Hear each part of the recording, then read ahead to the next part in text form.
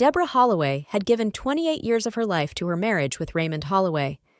She had been the perfect wife, supportive, caring, and ever-present. They met when she was just 22, a fresh-faced waitress struggling to make ends meet, and he was the ambitious young man with dreams of building his own construction company.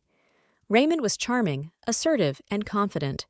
He promised Deborah a life of stability, and she believed every word. For years, Deborah played her role impeccably. She raised their 2 children, Kevin and Lila, and made their house a home. Raymond's business thrived, and he became the man he'd always envisioned, a successful contractor with employees under his command. But as the years slipped by, something began to shift. Raymond grew colder, more distant. His once affectionate words became curt and condescending. It started subtly. A scoff here, a sarcastic remark there. "You sit around all day," he'd say, his eyes glued to his phone, ignoring her efforts to keep the house spotless. "You're lucky I provide for you. Without me, you'd be nothing." Deborah tried to ignore it, brushing off his words as mere stress from work. But soon, the dismissive comments became outright insults. Raymond began coming home later and later, often reeking of cologne that wasn't his. He criticized her cooking, her appearance, even her hobbies. Deborah, who had once been vibrant and lively, found herself shrinking. One evening, Raymond walked through the door, his face flushed and his shirt disheveled. Deborah, who had been waiting with a home-cooked dinner, smiled nervously. "You're still awake?" he sneered, tossing his coat onto the couch. "I thought you'd be in bed, doing nothing as usual." Deborah bit her lip, feeling the familiar sting of his words. "I made your favorite," she said softly. Raymond's eyes flicked to the table. "Favorite? You can't even cook it right anymore. It's no wonder the kids never come around." Deborah's heart sank. The kids. They had moved out years ago, each escaping the tense atmosphere of the house. Kevin had taken a job in Seattle, and Lila was pursuing her degree in Boston. They rarely called, and Deborah blamed herself for failing to keep them close. Raymond moved closer, his breath heavy with alcohol. "You know, Deb," he said, his voice dripping with venom, "you're nothing but a lazy, worthless burden. I go to work every day, busting my ass to provide for you, and you just sit here, doing absolutely nothing. Maybe it's time you started pulling your weight." Deborah's eyes welled up, but she forced herself to stay composed. "I've been here for you. I've supported you." "Supported me?" Raymond laughed, a hollow, cruel sound. "You've done nothing. You haven't worked a day in 28 years. You just drain me dry. Maybe it's time I found someone who actually contributes." And with that, he stormed off, slamming the bedroom door behind him, leaving Deborah standing alone in the kitchen, surrounded by the scent of a dinner that had gone cold. Deborah stood at the kitchen sink, staring blankly at the pile of dishes. The once cozy home now felt like a prison, each room a haunting reminder of happier days. The silence pressed against her ears, heavy and suffocating. Raymond had left early that morning without a word, slamming the door so hard that the frame rattled. It wasn't the first time. Kevin called that afternoon, his voice tight and clipped. "Hey, Mom, just checking in." Deborah forced herself to sound cheerful. "How are you, sweetie? How's work?" "It's fine," he said quickly. "Listen, have you talked to Dad lately?" Deborah hesitated. "Why do you ask?" Kevin's sigh was long and weary. "He called me last week. Said you've been slacking off and not pulling your weight." "That's not true, right?" A sharp sting lanced through Deborah's chest. "Of course not. You know how your father can be." "Yeah," Kevin muttered. He sounded different, like he was angry, but not just at you, at everything. Deborah swallowed, her throat tight. "Did he say anything else?" There was a pause. "No, just be careful, Mom." When she hung up, Deborah felt a knot of fear coiling in her stomach. What had Raymond told Kevin? Why would he make her sound like a burden to their son? Later that evening, Deborah sat alone in the living room, flipping through old photo albums. Pictures of Lila as a chubby-cheeked toddler, Kevin in his graduation gown, Raymond with his arms slung casually around her shoulders. In every photo, they looked like the perfect family. But behind the smiles, there had been fractures, cracks that Deborah had ignored for too long. The front door swung open, and Raymond staggered in, reeking of whiskey. Deborah's heart raced as she stood to greet him. "You're still up?"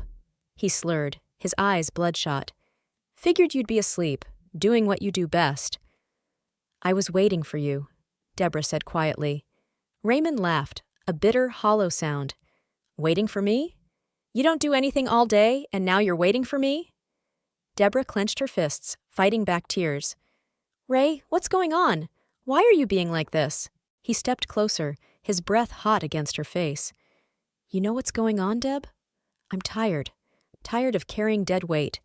Tired of coming home to a lazy, useless wife." "Ray, I'm not lazy," Deborah whispered, her voice trembling. "I raised our children. I supported you when you started your business. I kept this house running. And what do you have to show for it?" Raymond snapped. "Nothing. You don't have a job. You don't have friends. You don't have a life. You're just here, sucking me dry." Deborah's knees wobbled as Raymond pushed past her, stumbling into the bedroom. The slam of the door echoed through the empty house, and Deborah sank to the floor, her body shaking. Had she really become worthless? Had she really lost herself? Deborah sat in the darkened living room, the only light coming from the flickering TV screen. The house was silent except for the low hum of the refrigerator. Outside, the wind howled, rattling the windows. Raymond was out again, and Deborah had no idea where he was. Not that it mattered. He never told her anymore. Her mind wandered to the call with Kevin. The disappointment in his voice lingered like a bitter aftertaste. Did he believe Raymond? Did he really think she was lazy and worthless? Deborah wrapped her arms around herself, the chill in the room seeping into her bones. Once, she had been vibrant and full of life. Now, she felt like a ghost haunting her own home, a shell of the woman she used to be. How had it come to this? A sudden crash echoed from the garage. Deborah's heart leapt into her throat. She scrambled to her feet, rushing to the door. Pushing it open, she found Raymond standing amidst a pile of shattered glass, his eyes bloodshot and wild. The bottle of whiskey he had dropped lay in shards at his feet. "What happened?" Deborah asked, her voice trembling. Raymond sneered, his lips curling into a cruel smile. "What happened? You happened," he slurred, stumbling toward her. "I come home to a filthy house, a useless wife, and you ask me what happened." Deborah stepped back, her pulse pounding in her ears. "Ray, you're drunk. Let's just—" "Drunk?" he barked, his eyes narrowing. "You think that's why I'm angry? No. I'm angry because I'm carrying dead weight. Because every day I bust my ass while you sit here doing nothing. You're a parasite, Deb, a leech. Without me, you'd be nothing." Deborah's chest tightened, her nails digging into her palms. "I took care of this house. I raised our children. I supported you when you started the business. I was always there." Raymond laughed, a bitter, hollow sound. "And what do you have to show for it? Nothing. You don't have a job. You don't have friends. You don't have a life. You're just a burden, Deb. A lazy, worthless burden." Deborah's vision blurred with tears. She pressed her back against the wall, feeling the cold seep through her thin sweater. How had her life become this? When did the man she loved turn into a stranger? Raymond staggered toward the stairs, his shoulder slamming into the wall as he fumbled his way to the bedroom. The door slammed shut, and the silence that followed was deafening. Deborah sank to the floor, her knees drawn to her chest. The house was too quiet, too empty. And in that silence, a thought crept in, cold and heavy. What if Raymond was right? What if she really was nothing without him? Deborah jolted awake to the sound of glass shattering downstairs. Panic gripped her as she rushed to the living room. The coffee table was overturned, books scattered, and shards of glass sparkled across the floor. Raymond stood in the middle of the chaos, his chest heaving, eyes wild. The bottle of whiskey lay broken at his feet. "Ray, what happened?" Deborah's voice shook. Raymond's glare was cold, his jaw clenched. "You happened, Deborah. You and your useless, lazy self." Deborah stepped back, her heart pounding. "I didn't do anything." Raymond's lips twisted into a sneer. "That's right. You do nothing. All day. Every day. You're nothing but a burden, Deborah. A leash." Deborah's back pressed against the wall as Raymond loomed over her, his breath reeking of alcohol. "You think you're scared now? You should be scared of what happens to people who waste their lives." With that, he shoved past her, storming out the front door. The slam echoed through the house, and Deborah sank to the floor, her body trembling. Minutes later, a knock sounded at the door. Deborah struggled to her feet, wiping her eyes. Marjorie, her elderly neighbor, stood there, eyes filled with concern. "I heard yelling," Marjorie said, glancing over Deborah's shoulder. "Are you okay?" Deborah forced a smile, her hands shaking. "Just an accident. Everything's fine." Marjorie hesitated, her gaze lingering. But Deborah said nothing more, and Marjorie finally nodded, shuffling away. Deborah closed the door and leaned against it, her knees weak. She could have said something. She could have asked for help. But who would believe her? The days blurred together. Raymond was leaving earlier, coming home later, always smelling of whiskey and expensive cologne. Deborah tried to keep the house spotless, hoping to avoid his wrath, but it was never enough.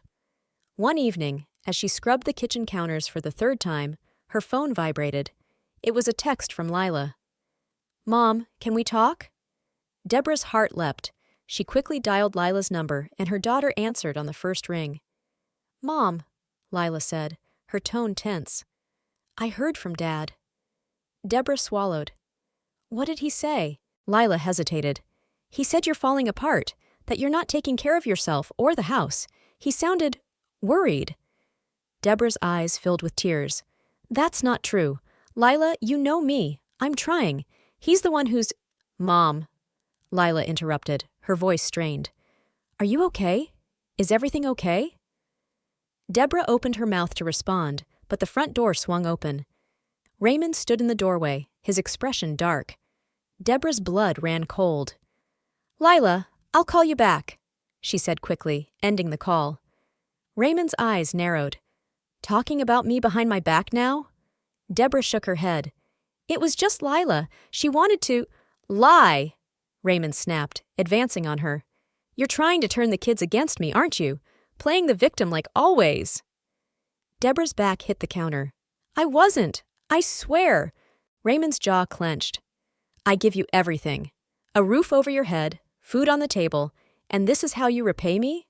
Whining to our kids? Making me look like the bad guy?" Deborah's eyes dropped to the floor, her heart hammering.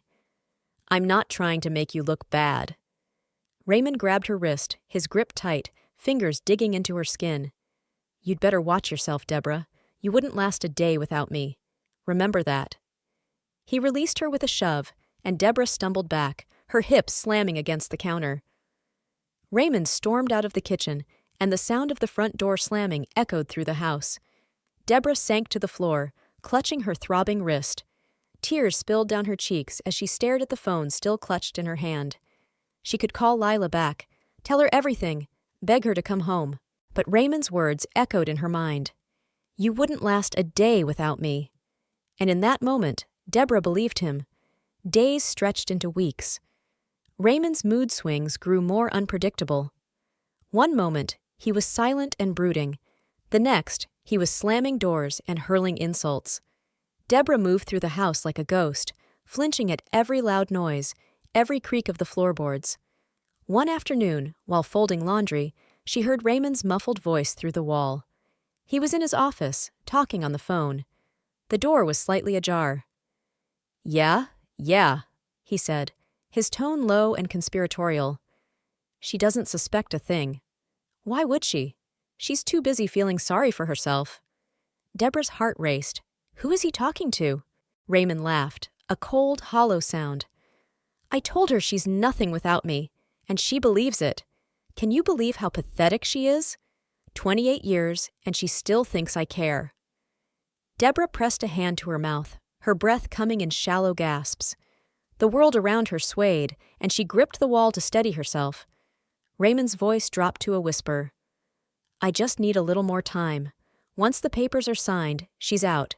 Then we can do whatever we want." Papers? What papers? Deborah's mind spun. Was he planning to divorce her? Was he already moving on with someone else? Before she could think, Raymond's voice grew louder. I've gotta go. She'll be hovering around any minute, acting like a lost puppy. Deborah scrambled back to the laundry room, folding towels with shaking hands as Raymond emerged from his office. He glanced at her, eyes narrowed. "What are you doing?" he asked, his tone cold. "Just folding laundry," Deborah said, forcing a smile. Raymond stepped closer, his face inches from hers. "You look nervous. You hiding something?" Deborah's heart hammered. "No, nothing." Raymond's gaze lingered for a moment too long, his jaw clenched. Then, without another word, he turned and walked away, slamming the door behind him. Deborah sank onto the bed, her mind a chaotic swirl of thoughts. He was planning something that would leave her with nothing. But what? And why? She reached for her phone, her thumb hovering over Lila's number. But the words echoed in her mind. "She'll never believe you. You're nothing without me." Deborah dropped the phone, her hands trembling. How could she convince anyone that Raymond was a monster when she could barely convince herself? Deborah sat alone in the dim kitchen, staring blankly at the untouched cup of coffee in front of her. The house felt unbearably quiet. Raymond had left early again, offering no explanation. The memory of his whispered conversation replayed in her mind. Once the papers are signed, she's out. Papers. Divorce papers? Was that what he meant? Deborah's heart raced, her hands shaking as she clenched the edge of the table. If he divorced her, what would she do? She had no job, no income, no savings. Raymond controlled everything, their bank accounts, the house, the car. Without him, she'd have nothing. The phone rang, snapping her out of her thoughts. It was Kevin. "Hey, Mom," Kevin said, his tone unusually tense. "Dad just called me, said you're not, well?" Deborah's stomach dropped. "What did he say?" Kevin hesitated. "He said you've been acting paranoid, accusing him of things, making up stories." Deborah swallowed, the back of her throat tight. "Kevin, listen to me. Your father is lying. He's planning something. I heard him on the phone." "Mom," Kevin cut in, his voice firm. "Dad said you'd say that. He said you're not thinking clearly, that you're slipping." Deborah's jaw clenched. "You believe him?" A heavy silence hung between them. "I don't know what to believe," Kevin finally said. "But you're not making sense. Maybe you should get some help. Talk to someone." Tears burned behind Deborah's eyes as the call ended. Get some help. The words echoed like a cruel joke. Was that what Raymond was doing? Making her look crazy? That evening, Deborah paced the living room, her mind racing. If Raymond was planning to divorce her, she needed to find proof. Proof that she wasn't crazy. Proof that he was manipulating her. She crept into Raymond's office, her heart hammering in her chest. The drawers were locked, but his laptop sat open on the desk. Deborah hesitated, a cold sweat breaking out on her forehead. Taking a deep breath, she opened the laptop. Password protected. Of course. But as she reached for the mouse, a folder on the desktop caught her eye. It was labeled Settlement. Her pulse quickened. Was this it? Was this the proof? Before she could click on it, the sound of the garage door opening made her heart lurch. Raymond was back. Deborah quickly shut the laptop, bolting out of the office just as the front door swung open. Raymond's eyes met hers, his expression dark. "What are you doing?" he asked, his tone cold and sharp. Deborah forced a shaky smile. "Just cleaning up." Raymond's eyes narrowed, his jaw ticking.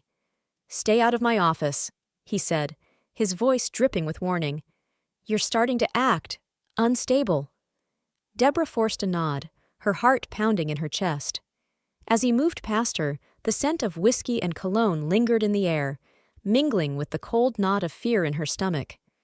Deborah couldn't shake the image of the settlement documents. The words haunted her. Unfit to manage finances, mentally unstable, a danger to herself. Raymond was painting her as unhinged, setting the stage to discredit anything she might say. She sat alone in the dark living room, knees pulled to her chest. Outside, the wind howled, rattling the windows. Inside, Raymond was asleep, his snores echoing down the hallway. The laptop was in his office, just a few feet away. Her hands trembled as she stared at the office door. I have to see what else is in that folder. I need proof. But what if he caught her? The memory of his cold stare lingered. You should be grateful. If it weren't for me, you'd have nothing. Deborah clenched her fists, jaw tight.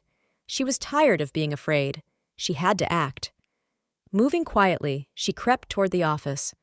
The door was slightly open, the glow of the laptop screen casting a faint light across the desk. She slipped inside, her heart hammering in her chest. The folder was still there. Settlement. She clicked it open, her hands shaking. The divorce agreement was detailed and cruel. Raymond would keep the house, the car, the savings, all of it. Deborah would be left with a paltry monthly stipend, barely enough to survive. She clicked the file labeled Kevin. Inside were screenshots of text messages between Raymond and Kevin. Dad, your mom is acting paranoid again, talking to herself, wandering around the house at night. Kevin, she needs help, Dad. Maybe you should get her to see someone. Dad, I'm trying, but she's refusing. I'm worried about her. Deborah's blood ran cold. He was setting her up to look mentally unstable, planting seeds in Kevin's mind. How long had this been going on? She clicked on another file titled Asset Distribution. It was a list of bank accounts, assets, and investments, except several were marked as transferred to an account she'd never seen before. Was he hiding money? Preparing to disappear? Suddenly, footsteps echoed down the hall. Deborah's heart leapt into her throat. She slammed the laptop shut, nearly dropping it as she fumbled to put it back in place. The door creaked open. Raymond stood there, his face blank, eyes dark. What are you doing in here? Deborah forced herself to breathe. I was just looking for a pen. Raymond's jaw clenched. You know this is my office. Stay out. Deborah nodded, her knees trembling. Of course. I'm sorry. Raymond's eyes bore into hers, unblinking. You know, Deb, you've been acting strange lately. Maybe Kevin's right. Maybe you do need help. Deborah swallowed, forcing a tight-lipped smile. Maybe. Raymond turned and walked away, closing the door with a soft click. Deborah sank to the floor, her heart pounding. She had seen enough to confirm her worst fears. Raymond was planning to leave her with nothing. And worse, he was convincing everyone she was losing her mind. Deborah's mind raced as she lay in bed, staring up at the ceiling. The sound of Raymond's steady breathing beside her felt suffocating, each exhale a reminder of his control. The files on his laptop were burned into her memory, evidence of his betrayal, his manipulation, his plan to strip her of everything. But she had no proof, no way to access the documents without risking everything. And Raymond was watching her now, his eyes cold and calculating whenever they spoke. The next morning, Deborah's phone buzzed. It was a text from Lila. Mom, can we talk? Dad called me, said you're getting worse. What's going on? Deborah's heart twisted painfully. Raymond was planting seeds of doubt in Lila's mind now too. She had to do something. She texted back, Can we meet? Just us? Lila's reply was immediate. I'm coming home this weekend. We can talk then. Deborah's breath caught. Lila was coming back. This was her chance to show her the truth. But how? Raymond kept the laptop locked whenever he wasn't in the office, and he watched her like a hawk. That afternoon, Raymond returned from work, tossing his keys onto the kitchen counter. Lila called me, he said, his tone casual. Deborah's stomach dropped. Oh. She's worried about you, he said, grabbing a beer from the fridge. She thinks you need help, and you know what? I agree. Deborah forced herself to remain calm. I'm fine, Ray. Really. Raymond leaned against the counter, eyes fixed on her. Are you? Because you've been acting paranoid, sneaking around, making accusations. You're not yourself, Deb. Deborah swallowed, her nails digging into her palms. Stay calm. Stay focused. Raymond's smile was thin and cruel. Maybe when Lila gets here, we should all sit down and talk. Maybe it's time to discuss options. For your own good, of course. Deborah nodded, her jaw clenched. Of course. Inside, she was screaming. He was setting her up, preparing to present her as mentally unstable in front of their own daughter. If Lila believed him, Deborah would be completely isolated. That night, while Raymond showered, Deborah slipped into the office. The laptop was locked, but the drawer beneath it wasn't. Inside was a small flash drive. Her heart raced as she grabbed it, shoving it into her pocket just as the shower turned off. She rushed back to the kitchen, wiping down the counter as Raymond walked in, a towel slung over his shoulder. "You look tired," he said, his gaze sharp. "Maybe you should get some rest. You're starting to seem unhinged." Deborah forced a smile, her hands trembling beneath the counter. "Good idea." In her room, she closed the door and pulled out the flash drive, staring at it as though it were a lifeline. This was it. This could be her proof. But what was on it? And would it be enough? Lila's car pulled into the driveway, and Deborah's heart pounded against her ribcage. She clutched the flash drive in her fist, the metal cool against her sweaty palm. This was it, her last chance. Raymond was already waiting at the door, his expression a perfect mask of concern. "Lila!" he called, arms outstretched. "I'm so glad you're here. Your mom's been struggling lately." Deborah gritted her teeth, forcing a tight smile as Lila stepped inside. "Hi, Mom," Lila said, her eyes darting nervously between them. Raymond placed a heavy hand on Lila's shoulder. "I was thinking we should all sit down and talk. You know, as a family." Deborah's breath hitched. "Actually, Lila, can I speak with you alone? Just for a minute?" Raymond's jaw clenched, but he kept his tone light. "Sure, Deb, but we should all talk. It's important." Lila hesitated, then nodded. "Okay, let's talk in the kitchen, Mom." Deborah led her to the kitchen, her hands shaking as she slipped the flash drive into her pocket. Lila sat down, folding her arms tightly across her chest.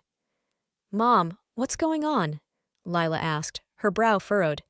"Dad says you're not well." Deborah's pulse raced. "Lila, listen to me. Your father is lying. He's been hiding money, transferring assets, and he's setting me up to look crazy so he can take everything." Lila's eyes widened. "What? Mom, that's a serious accusation."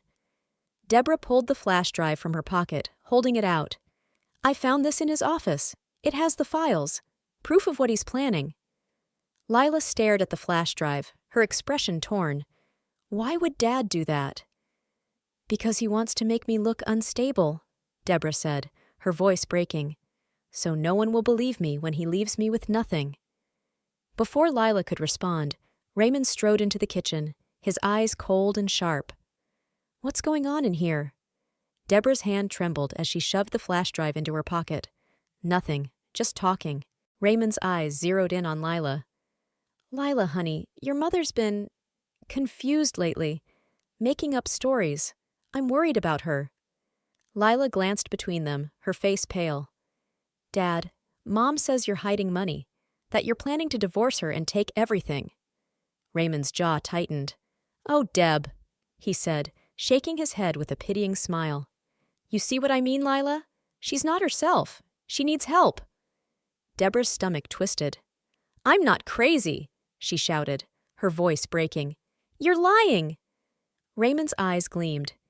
"You hear that, Lila? She's becoming hysterical. This is what I was telling you about." Lila swallowed, her eyes filling with tears. "Mom, are you okay?" Deborah's heart shattered. Raymond had already planted the seeds of doubt, but she still had the flash drive. She gripped it tighter, her resolve hardening. "Lila," Deborah said, her voice firm, "you need to see what's on this drive. It's the truth." Raymond stepped forward, his face darkening. "Give me that," he snapped, reaching for the flash drive. Deborah yanked her hand back, her heart pounding. "No, you don't get to control me anymore, Raymond." For the first time in months, Deborah stood tall, her shoulders squared. She met Lila's gaze, her eyes fierce. "You're going to see the truth, Lila, whether he likes it or not."